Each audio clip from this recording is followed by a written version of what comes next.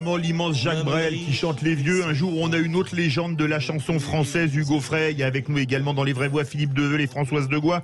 Le sujet fait évidemment la une de l'actualité dans un pays dont la population vieillit et dans lequel chacun d'entre nous, ou presque, a ou aura un proche ou lui-même dans un EHPAD. Le livre de Victor Castanel, Les Fossoyeurs, accuse certains établissements de maltraitance, en particulier la société Orpea, de maltraitance envers les résidents. Le cours de l'action Orpea, suite à ces accusations, a dévissé de plus de 30% en bourse depuis hier. Effet domino, l'action Corian a baissé de 15% et celle de LNA de plus de 5%. Évidemment, la présomption d'innocence prime. Mais une question se pose quand on voit qu'il y a des accusations de privation de soins, de couches, de nourriture. N'a-t-on pas privatisé la gestion du grand âge alors que celle-ci devrait peut-être relever de la solidarité nationale? D'où notre grand débat EHPAD. Notre société oublie-t-elle ses aînés? Vous êtes 94,5% à dire oui. Sur Twitter, on en débat tout de suite avec Éric Frégona, directeur adjoint de l'ADPA, l'association des directeurs au service des personnes âgées. Éric Frégona, bonsoir. Bonsoir. Que vous inspirent ces accusations qui font vraiment le buzz depuis hier? Comme tout citoyen, ça m'inspire effectivement de l'horreur si elles sont avérées. Ce livre, en fait, il lève le voile sur plusieurs natures de carences, si vous voulez. Il y a ces rationnements qui sur la nourriture, ces rationnements sur le matériel de protection. Si ces faits sont avérés, c'est insupportable, inadmissible et évidemment condamnable. Donc la ministre Brigitte Bourguignon a eu raison de diligenter une enquête flash, comme elle dit.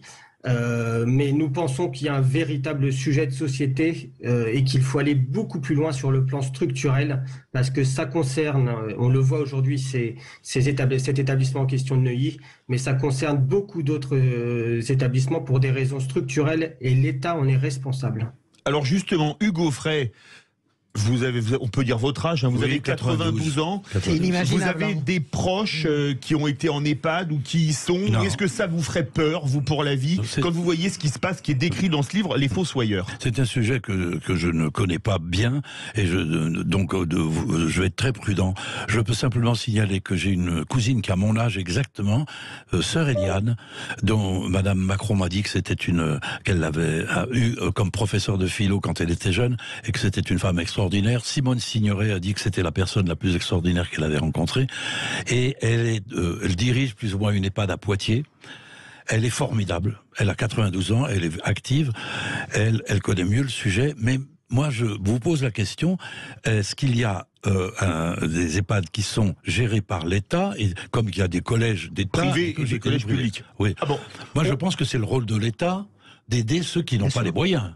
Alors on va poser la question à Éric Frégona, directeur adjoint. Je n'irai pas plus loin que ça parce que je ne sais pas ce qui se passe dans les EHPAD. Éric Frégona, comment ça se passe l'EHPAD? C'est un marché totalement libéralisé où il y a une partie étatique, une partie privée, comme les collèges, les lycées ou les hôpitaux. Ou les hôpitaux avec les cliniques, bien sûr. Oui, c'est ça.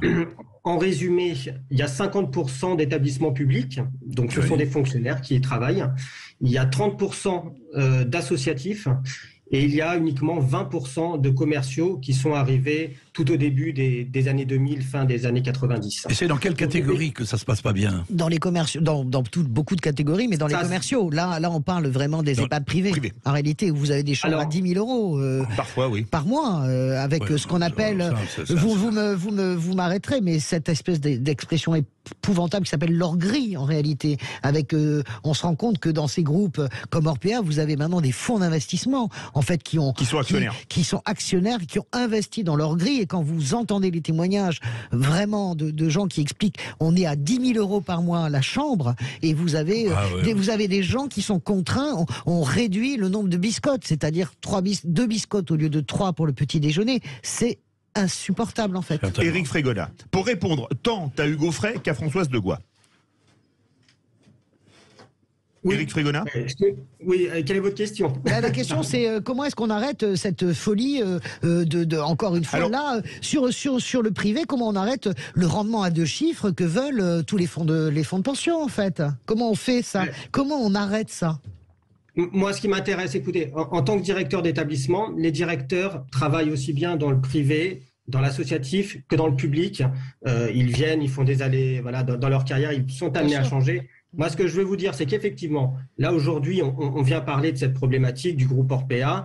Si les faits sont avérés, c'est catastrophique et je n'ai aucun problème à vous le dire. Pour autant, je pense qu'il faut poser le sujet de manière bien plus profonde et je pense que les témoignages que vous allez avoir vont montrer que c'est un problème systémique, c'est le manque de professionnels. Les 3 derniers gouvernements, donc aussi bien de droite, de gauche que celui d'Emmanuel Macron, n'ont apporté aucune solution sur le nombre de professionnels. C'est vrai. Donc la question qu'on pose aujourd'hui et qu'on aimerait mettre dans le débat des élections présidentielles, c'est est-ce que les Français sont capables de pousser vraiment les futurs gouvernants à prendre des décisions, des décisions radicales pour augmenter le nombre de professionnels. Nous souhaitons dire maintenant, les directeurs ne souhaitent plus être les complices de cette maltraitance organisée par l'État. On ne peut plus. Vous savez, dans notre secteur, les professionnels ont le taux de maladies professionnelles et d'accidents du travail les plus hauts de France. Ils sont passés il y a 5 ans devant le bâtiment. Donc plus personne ne va vouloir travailler dans ce métier. Aujourd'hui, là, il y a encore un sondage qui dit que 80% des Français n'ont pas confiance en les maisons de retraite. Donc tout ça doit amener à du changement et du changement radical et vite. Philippe Deveul. Et après, on ira au 0826 300 300, ça appelle dans tous les sens. Oui, alors je trouve que c'est quand même particulièrement injuste et insupportable de savoir qu'il y a des maltraitances dans les EHPAD. Déjà que pendant le Covid, on avait appris qu'il y avait eu des injections de Rivotril préventifs sur des personnes âgées qui étaient susceptibles d'être contaminées du Covid. Donc il y aura beaucoup de choses à vérifier à lycée après cette crise. Et on s'aperçoit que au-delà de tous les sujets, de la santé, etc., ça va être un sujet très important. Mais il y a une réflexion personnelle qui me concerne, c'est que je trouve regrettable quand même qu'en France, beaucoup de personnes âgées finissent dans des maisons. Alors qu'il y a quelque temps, il y avait le respect des anciens. Et je trouve que ça aussi, c'est une forme de délitement. Oui, il y a aussi une question de moyens, mais voilà. À l'époque, on faisait beaucoup de place aux anciens. Et il y avait un respect pour les anciens qu'il n'y a plus aujourd'hui. Comme quoi, un départ en EHPAD, on est soulagé, on soulage un peu les enfants qui vivent un peu leur vie à côté. C'est une réflexion qui n'engage que moi personnel. Non, vous avez raison. Avec ce qui se passe en ce moment, avec la découverte de la France par les Français, qui quittent les grandes villes pour aller dans les villages, peut-être qu'on va retrouver l'esprit du foyer familial. Je le souhaite. Parce que c'est plus facile de garder ça. Parce que pour dire la vérité, quelqu'un qui est très vieux et qui va décéder, il vaut mieux qu'il soit dans sa maison. Il vaut mieux mourir dans sa famille que dans une maison. Mais simplement, je voudrais dire simplement, quand même, avec le Covid et partout, je trouve qu'il faut saluer quand même le travail difficile des gens qui s'occupent des gens malades, les infirmiers, les médecins. Il ne faut pas les décourager. Attendez, on va donner la parole à Éric Frégona. Je vais faire un témoignage très court. J'ai malheureusement ma mère qui est partie il y a quelques mois. Elle a été en EHPAD pendant 34 mois, jour pour jour. Et je dois dire que je n'ai pas vu un seul mauvais traitement et qu'elle a été très très bien soignée. Elle est partie paisiblement et ils se sont vraiment très bien occupés d'elle. Donc je veux surtout pas, je n'ai pas lu le livre, je l'avoue, il est sorti hier. Je veux pas jeter le bébé avec l'eau du bain. Éric Frégona, et on part au 0826 300 300. Non, mais bien sûr que les professionnels sont à saluer, mais notre responsabilité en tant que directeur, c'est pas leur mettre une pression supplémentaire, et c'est pour ça qu'on appelle l'État à augmenter le nombre de professionnels. Mais je voudrais dire à Hugo Frey, vous êtes la preuve vivante qu'à tout âge, on peut avoir des projets. Vous avez des projets magnifiques, vous venez présenter des choses aujourd'hui. Moi, je me rappelle de vous quand j'avais 10 ans, et notamment cet enfant de 10 ans avec la fameuse chanson Football, qui m'avait vraiment marqué. Et donc, on voit bien qu'il faut avoir du respect pour l'avancée en âge, pour le vieillissement. Et le vieillissement est quelque chose de beau. On doit s'en rendre compte et on doit le déclarer tous grandement pour pouvoir faire bouger les pouvoirs publics. On part au 0826 300 300. Ça réagit beaucoup, direction Lyon. Bonsoir Olivier. Bonsoir Radio Sud, bonsoir Philippe, bonsoir à vos invités. Bonsoir. Et vous pensez qu'il faut augmenter le cahier des charges des EHPAD? Alors, pour moi, déjà, ce scandale, vous savez, c'est un fonds d'investissement qui a acheté ce genre de maison de retraite. C'est ça. Comme disait Françoise. C'est malheureusement cet terme l'or gris. Et un fonds d'investissement, en général, il va dans une activité quand il y a 40 à 60% de marge. C'est pour ça que le fonds d'investissement, ils font beaucoup de fric. Et leurs actions, et c'est très, très recherché dans le monde financier. Voilà, maintenant, on le sait. Voilà. Pour moi, il y a deux solutions. Je suis infirmier, j'ai travaillé dans les EHPAD, dans les maisons de retraite, et je suis infirmier à domicile, je sais de quoi je parle. Pour moi, il y a deux solutions. Soit il faut interdire, par exemple, ce genre d'activité, les fonds d'investissement, d'acheter ce genre de... Voilà.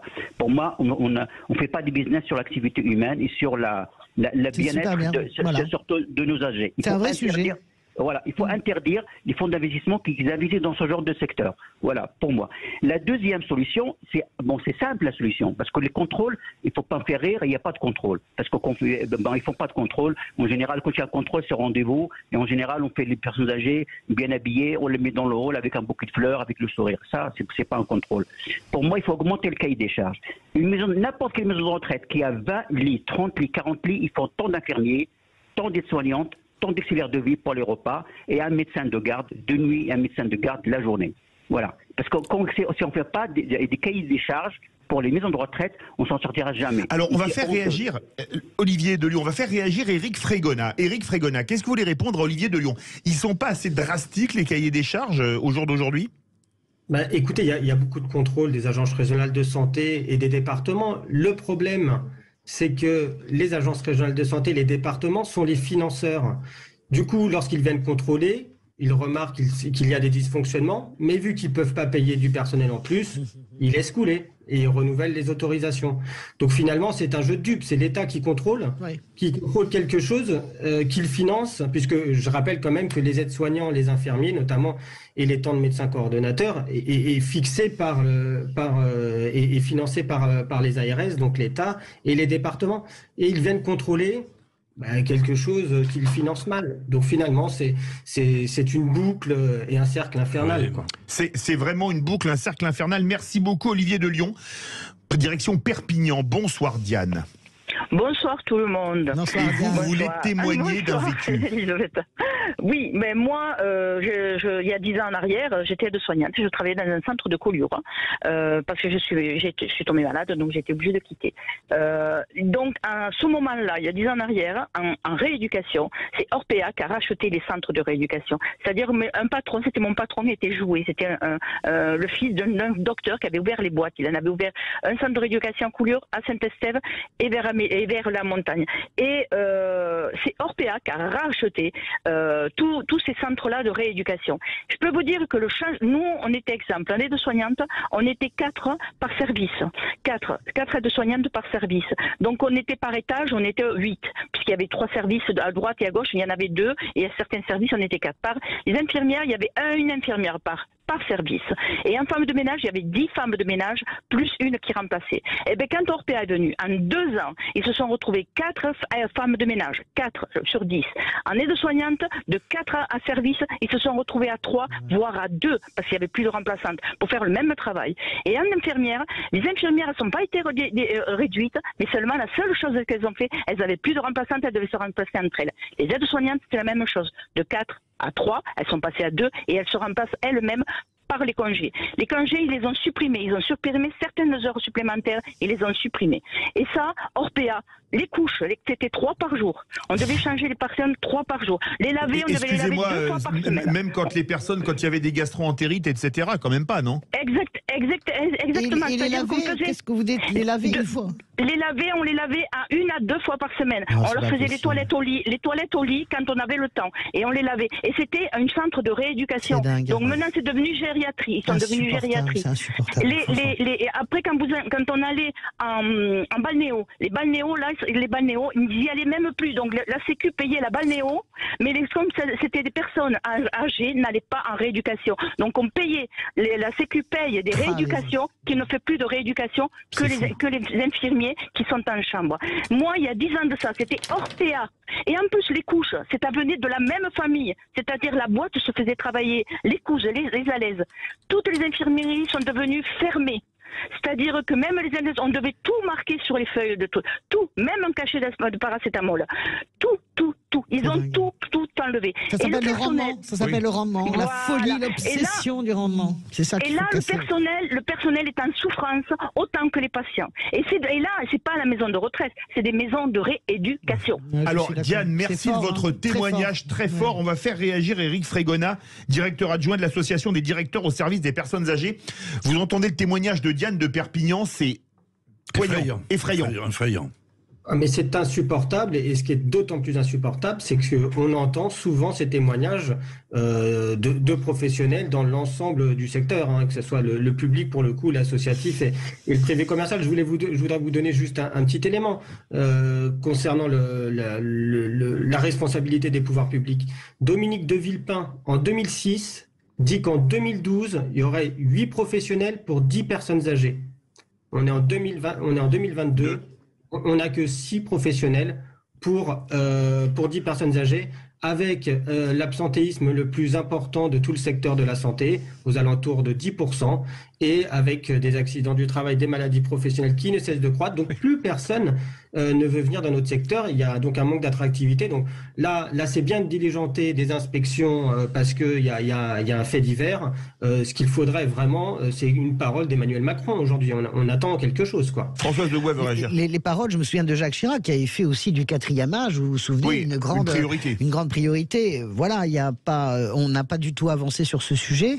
Je suis d'accord avec vous sur l'ensemble des souffrances, mais je le redis, quel est le moyen? Comment est-ce qu'on peut tolérer que la santé soit un bien rentable? En règle générale, moi je défends toujours l'idée que le service public n'a pas à être rentable.